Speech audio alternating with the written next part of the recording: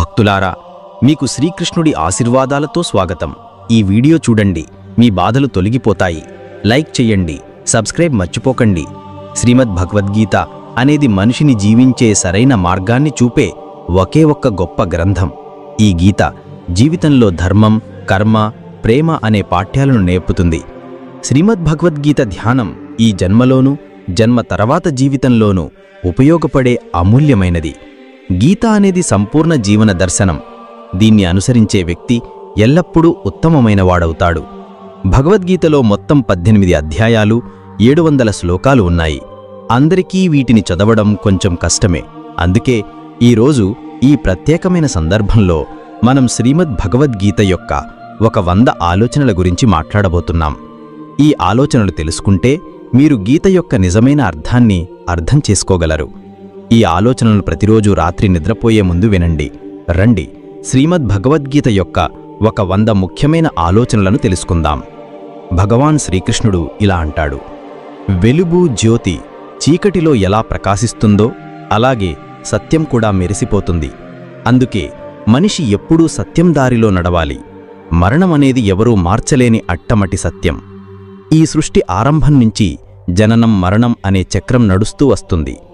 మనిషి పాత బట్టలను విడిచి కొత్తవి ధరించినట్లే ఆత్మ కూడా పాత నీరసమైన శరీరాన్ని వదిలేసి కొత్త శరీరాన్ని ధరిస్తుంది. ఇది ప్రకృతి నియమం. ఈ సత్యాన్ని అంగీకరించి భయం లేకుండా ఈ క్షణంలో జీవించాలి. జానీ ఎవరైతే చనిపోయిన వాళ్ల కోసం శోకించడు, బతికున్న వాళ్ల కోసం కూడా శోకించడు. ఎందుకంటే చనిపోయినవాడు మళ్లీ జన్మిస్తాడని, బతికున్నవాడు ఒకరోజు తప్పకుండా చనిపోతాడని అతనికి తెలుసు. కర్మ ఒక్కటే అసలైన ధర్మం. శ్రీకృష్ణుడు అర్జునుడికి గీతలో ఉపదేశిస్తూ ఇలా అంటాడు: మనిషి కర్మ చేయడం కోసమే పుట్టాడు.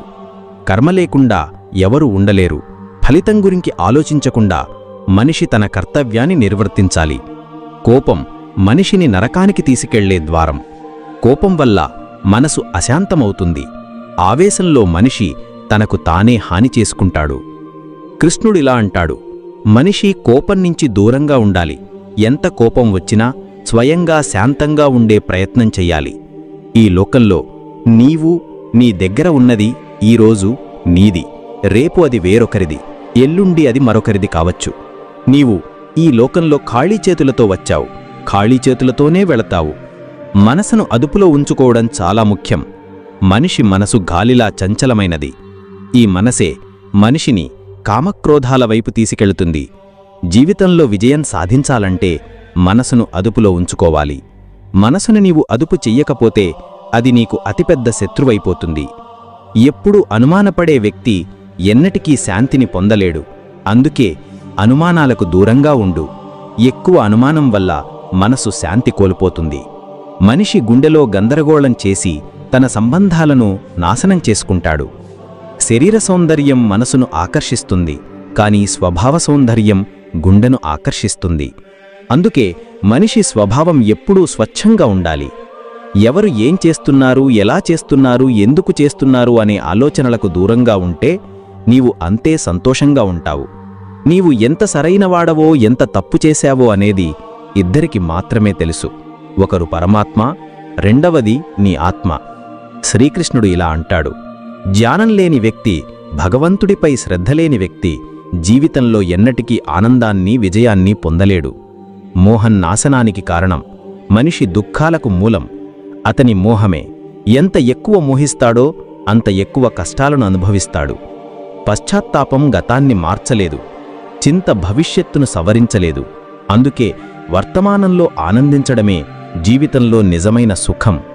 శ్రీకృష్ణుడు ఇలా అంటాడు: నీకు సహాయం చేసేవాడిని నీవు సహాయం చెయ్యు, నిన్ను మోసం చేసేవాడిని వదిలేయ్. నీవు గౌరవించబడని చోటెక్కడా వెళ్లకు, లేకపోతే జనం నిన్ను బలహీనుడిగా, మూర్ఖుడిగా భావిస్తారు. వర్షం లేని చోట పంటలు చెడిపోతాయి, సంస్కారం లేని చోట సంతతి చెడిపోతుంది. నాకు సమయం లేదు అని అంటున్న వాళ్ల హృదయంలో నీ పేరు లేదని అర్థం. నీ మాటలు ఎంత తీయగా ఉంచుకో, తిరిగి తీసుకోవలసి వచ్చినా కసిగా అనిపించకూడదు. స్వాభిమానం కొంచెం ఉండాలి, లేకపోతే జనం నిన్ను నీ హక్కులు ఉన్న చోట కూడా అణచివేయడానికి ప్రయత్నిస్తారు. నీవు ఓడిపోకపోతే ఈ లోకంలో ఏ శక్తి నిన్ను ఓడించలేదు. బలహీనత నీది కాదు, నీ సమయం బలహీనమైనది. సమయం అందరిదీ మారుతుంది. నీవు నీ కర్మను చేసుకుంటూ పో. సంకటాలను చూడనివాడికి తన బలం ఎప్పటికీ తెలియదు. ఇతరుల బాధలను అర్థం చేసుకునేవాళ్లు, దయ ఉన్నవాళ్లు, గుండె నుంచి మంచివాళ్లు మళ్లీ జన్మించాల్సిన అవసరం లేదు. ఏదైనా ఇచ్చి గర్వపడకు. ఎవరికి తెలుసు నీవు ఇస్తున్నావా లేక గత జన్మ రుణాన్ని తీర్చుకుంటున్నావా? గర్వం ఉన్నవాడి వంశం, సంపద, గౌరవం 3 నాశనమవుతాయి. విశ్వాసం కలిగించాలంటే వాళ్ల మాటలకు కాదు, వాళ్ల చేష్టలకు శ్రద్ధ పెట్టు. శ్రీకృష్ణుడిలా అంటాడు, నన్ను తెలుసుకున్నవాడు జననమరణ బంధాల నుంచి విముక్తి పొందుతాడు. భగవద్గీతను చదివిదాన్ని ఆచరించేవాడు దుష్కర్మల ప్రభావం అంతా తొలగిపోతుంది. భాగ్యంలో ఉన్నది దానంతట అదే వస్తుంది. భాగ్యంలో లేనిది వచ్చినా పోతుంది. గాలి ఊపులు పడవను తప్పుదారి పట్టిస్తాయి. అలాగే మనిషి కోరికలు బుద్ధిని తప్పుదారి పట్టిస్తాయి. సుఖంలో, దుఃఖంలో, గౌరవంలో, అవమానంలో శాంతంగా ఉండేవాడు నాకు ఎంతో ఇష్టమని కృష్ణుడంటాడు. ఈ సంసారం నా మాయే. ఈ సంసారం నానుంచి పుట్టింది. నేనే దీన్ని పోషిస్తాను. నేనే దీన్ని నాశనం చేస్తాను. నేను భూత, వర్తమాన, భవిష్యత్తులోని అన్ని ప్రాణులను తెలుసుకుంటాను. కాని నన్ను ఎవరూ నిజంగా తెలుసుకోలేరు. సంబంధం నిలబెట్టడం ఆపేసిన వ్యక్తి ఆత్మగౌరవం ఎక్కడో గాయపడిందని అర్థం చేసుకో. ప్రేమ ఎప్పుడూ క్షమాపణ చెప్పడానికి ఇష్టపడుతుంది. అహంకారం ఎప్పుడూ క్షమాపణ వినడానికి ఇష్టపడుతుంది. కర్మే నీ గుర్తింపు. లేకపోతే ఒకే పేరుతో వేలాది మంది ఉన్నారు. మంచి కర్మలు చేసినా జనం నీ చెడుమాటలనే గుర్తుంచుకుంటారు. అందుకే జనం ఏమంటారని ఆలోచించకు. ఎంత సాధ్యమో అంత నీవు నిశ్శబ్దంగా ఉండు. ఎందుకంటే మనిషి నోటినుంచే ఎక్కువ పాపాలు జరుగుతాయి. ఎవరినైనా మోసం చెయ్యడమనేది రుణం లాంటిది. అది నీకు ఎవరి చేతిలోనో ఒకరోజు తిరిగి వస్తుంది. మంచి దృష్టి అంటే నీ లోపాలను, ఇతరుల గుణాలను మాత్రమే చూసేది. సమయానికి తగ్గట్టు స్వభావం మార్చేవాళ్లను ఎన్నటికీ నమ్మకు. జీవితంలో ఎవరితోనూ నిన్ను పోల్చుకోకు. నీవు ఎలా ఉన్నావో అలాగే ఉత్తముడివి. అందరికీ జీవితాన్ని మార్చుకునే సమయం దొరుకుతుంది. కానీ సమయాన్ని మార్చడానికి మళ్లీ జీవితం దొరకదు. జరగబోయేది జరిగి తీరుతుంది. జరగనిది ఎన్నటికీ జరగదు. ఈ నిశ్చయం ఉన్నవాడికి చింతలు ఎప్పుడూ ఉండవు.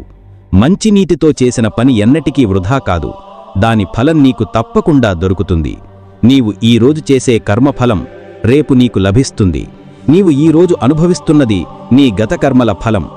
శ్రద్ధాభక్తితో నా భక్తి చేసేవాడికి అతనికి లేనిది నేను ఇస్తాను. అతని దగ్గర ఉన్నది నేను కాపాడతాను. ఎవరితో ఎప్పుడు ఎంత మాట్లాడాలో తెలుసుకుంటే నీ జీవితం సార్థకమైనది అవుతుంది. కృష్ణుడు ఇలా అంటాడు, జీవితంలో అవకాశం దొరికితే ఎవరికైనా సారథిగా ఉండు. స్వార్థపరుడివి కాకు. ధర్మంతో నిండిన గుండె ధర్మాన్ని సలహా ఇస్తుంది. అధర్మంతో నిండిన గుండె అధర్మాన్ని సలహా ఇస్తుంది. మనిషి దేవుడిని నమ్మకపోవడం వల్ల దుఃఖిస్తాడని కాదు, దేవుడు చెప్పిన మాటలను అనుసరించకపోయిన వల్ల దుఃఖిస్తాడు. సమయం వచ్చినప్పుడు అందరికీ అంతా దొరుకుతుంది. సమయానికి ముందు కోరికలు కలిగితేనే దుఃఖం వస్తుంది. ప్రేమను వట్టిదని అనేవాళ్లు మూర్ఖులు. ప్రేమ ఈ సంసారానికి మూలం. ఈ ప్రేమ వల్లనే ఈ సృష్టి ఏర్పడింది. సంబంధాలలో క్రమం తప్పకుండా దూరం ఉంటే సంబంధాలు బలపడతాయి. క్రమం తప్పి దూరం ఉంటే సంబంధాలు తెగిపోతాయి. మనిషి తన నమ్మకంతో నిర్మితమవుతాడు. అతను ఎలా నమ్ముతాడో అలా అవుతాడు. ఈ సంసారంలో భాగ్యం కంటే ఎక్కువగా సమయానికి ముందు ఎవరికీ ఏమీ దొరకదు. జీవితంలో మాటను సమయమనంలో ఉంచుకోవడం తప్పనిసరే. ఎందుకంటే మాటల వల్ల కలిగే గాయాలు ఎన్నటికీ మానవు. కృష్ణుడిలా అంటాడు, ధర్మం కోసం పోరాడటం నేర్చుకో. అధర్మికి కాలం కావడం నేర్చుకో. నీ వాళ్ల కోసం త్యాగం చెయ్యడం నేర్చుకో. సత్యం ఎప్పుడూ నీటిలో తేలే నూనెబుట్టులా ఉంటుంది. ఎంత అసత్యం నీళ్లలో కలిపినా అది ఎప్పుడూ పైనే తేలుతుంది. జీవితంలో ఆనందంలో హాని ఇవ్వకు. కోపంలో సమాధానం చెప్పకు. దుఃఖంలో నిర్ణయం తీసుకోకు. ఒక వ్యక్తి లక్షల విషయాలు తెలుసుకున్నా, సమస్త లోకాన్ని తెలుసుకున్నా, తనను తాను తెలుసుకోకపోతే అతను అజ్ఞాని. నిన్ను తిరస్కరించిన వాడిని బాధపడకు. ఎందుకంటే వాళ్లకు నీ విలువ తెలియదు. నిన్ను ఏడిపించే సంబంధం అత్యంత గాజమైనది. నిన్ను ఏడుస్తూ వదిలేసే సంబంధం అత్యంత బలహీనమైనది. ఎల్లప్పుడూ శాంతంగా ఉండు. శాంతంగా ఉంటే నీ జీవితంలో నీవు ఎంతో బలంగా ఉన్నట్లు అనిపిస్తుంది. ఎందుకంటే ఇనుపు చల్లబడినప్పుడే గట్టిగా ఉంటుంది. వేడిగా ఉన్నప్పుడు దాన్ని ఏ ఆకారంలోనైనా మార్చవచ్చు. విపత్తు సమయంలో 7 గుణాలు నిన్ను కాపాడతాయి. అవి నీ ధ్యానం, నీ ప్రవర్తన, నీ బుద్ధి, నీలోని ధైర్యం, నీ మంచి కర్మలు, సత్యం మాట్లాడే అలవాటు, భగవంతుడిపై విశ్వాసం. కష్ట సమయంలో మనిషి ఒంటరిగా అవుతాడు, కానీ ఆ కష్టాల వల్లనే అతను బలవంతుడవుతాడు. గౌరవం ఇచ్చేవాడికే గౌరవం ఇవ్వు. కళ్ళు చూసి తలవంచడం బలహీనత లక్షణం. ఏ పరిస్థితి వచ్చినా నీ జీవితాన్ని భగవంతుడికి అప్పగించు. భగవంతుడిపై విశ్వాసం ఒక చిన్న పిల్లవాడిలా ఉంచు. ఆ పిల్లవాడిని గాలిలో ఎగిరేస్తే అతను నవ్వుతాడు, భయపడడు. ఎందుకంటే తనను పడనీయడని అతనికి తెలుసు. కృష్ణుడు ఇలా అంటాడు, నీవు చిన్న బుద్ధి చెయ్యకు. నీ వాళ్ళు నిన్ను విడిచినా నేను నీకు తోడుంటాను. ఎవరి ముందు నీవు ఎక్కువగా వంగకు, లేకపోతే వాళ్లు నిన్ను పడిపోయినవాడిగా భావిస్తారు. నిన్ను గౌరవించేవాళ్లనే గౌరవించు. ఏడిపించే సంబంధం గాయమైనది, ఏడుస్తూ వదిలేసే సంబంధం బలహీనమైనది, కష్టకాలంలో కూడా నిలబడే సంబంధం అత్యంత గొప్పది. కృష్ణుడు ఇలా అంటాడు, భావనలను అర్థం చేసుకునేవాడు నీవాడు. భావనలకు అతీతమైనవాడు పరాయివాడు. దూరంగా ఉన్నా దగ్గరగా ఉన్నవాడు నీవాడు. దగ్గరగా ఉన్నా దూరమైనవాడు పరాయివాడు. మనిషి ఎప్పుడూ తన భాగ్యాన్నే తిట్టుకుంటాడు, కాని భాగ్యం కంటే గొప్పది తన చేతుల్లో ఉన్న కర్మ అని తెలుసుకో. ఒక బుద్ధిమంతుడు ఇతరులను చూసి వాళ్ల గుణాలను నేర్చుకుంటాడు, తులన ఈర్ష్య చేయడు. ఈ లోకంలో ఎవరూ నీకు సానుభూతి చూపరు. శవాన్ని శ్మశానంలో ఉంచి నీవాళ్లే ఇంకెంత సమయం పడుతుంది అని అడుగుతారు. దుఃఖం రావడం కూడా అవసరం, అది లేకపోతే జీవితం పూర్తి కాదు. ఖాళీ సంతోషం మనిషిని బలవంతుణ్ణి చేయదు, జీవితంలోని రెండు వైపులను చూపించదు. శ్రీకృష్ణుడు ఇలా అంటాడు, మనసు శాంతి కంటే గొప్ప సంపద ఈ లోకంలో లేదు.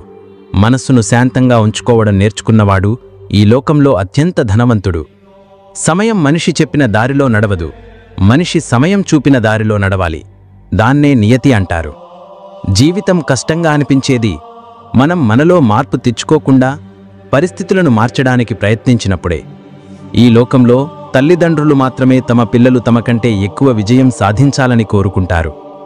జీవితంలో సగం దుఃఖాలు అధిక ఆశల వల్లనే వస్తాయి. ఈ ఆశలను వదిలేస్తే జీవితంలో సుఖమే సుఖం. జీవిత యుద్ధంలో నీవే కృష్ణుడివి, నీవే అర్జునుడివి. రోజూ నీవే నీ సారథిగా మారి జీవిత మహాభారతంతో పోరాడాలి. మాటలు ఎంత తీయగా ఉంచుకో, తిరిగి తీసుకోవలసి వచ్చినా కసిగా అనిపించకూడదు. ఫలాపేక్ష లేకుండా కర్మ చేసేవాడే జీవితంలో విజయం సాధిస్తాడు. జీవితంలో అహంకారం కూడా అవసరం, కానీ అది హక్కులు, చరిత్ర, గౌరవం గురించి ఉన్నప్పుడే మాత్రమే. అందరికీ సేవ చెయ్యి, కానీ ఎవరి నుంచి ఆశించకు. ఎందుకంటే సేవకు నిజమైన విలువ భగవంతుడు మాత్రమే ఇవ్వగలడు, మనిషి కాదు. మనిషి తన వ్యవహారంతో తన రహస్యాలను తానే బయటపెడతాడు. తప్పు జరగడం సహజం, ఒప్పుకోవడం సంస్కారం, దాన్ని సరిదిద్దుకోవడం పురోగతి. మనిషి ఇల్లు, సంబంధాలు, స్నేహితులు అన్నీ మార్చుకుంటాడు, కానీ అయినా దుఃఖంలోనే ఉంటాడు. ఎందుకంటే అతను తనను తాను మార్చుకోడు. భగవంతుడి నిర్ణయంపై ఎన్నటికీ సందేహం వద్దు. సజా వస్తే ఏదో తప్పు జరిగి ఉంటుంది. ఎందుకు వృధా చింతిస్తావు? ఎవరిని భయపడతావు? నిన్ను ఎవరూ చంపలేరు. ఆత్మ పుట్టదు, చావదు. ఈ శరీరం నీది కాదు, నీవు ఈ శరీరానిది కాదు. ఈ శరీరం అగ్ని, జలం, వాయువు, భూమి, ఆకాశం, ఈ 5 అంశాలతో ఏర్పడింది. చివరికి ఇవే అంశాల్లో కలిసిపోతుంది. కాని ఆత్మ స్థిరం. నీవు మరణం అనుకునేది కొత్త జీవితం.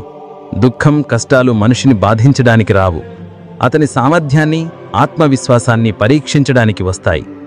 మనస్సు శాంతంగా ఉన్నవాడు మాట్లాడేటప్పుడు, పనిచేసేటప్పుడు శాంతంగా ఉండేవాడు, సత్యాన్ని సాధించినవాడు, దుఃఖాల నుంచి విముక్తి పొందినవాడు.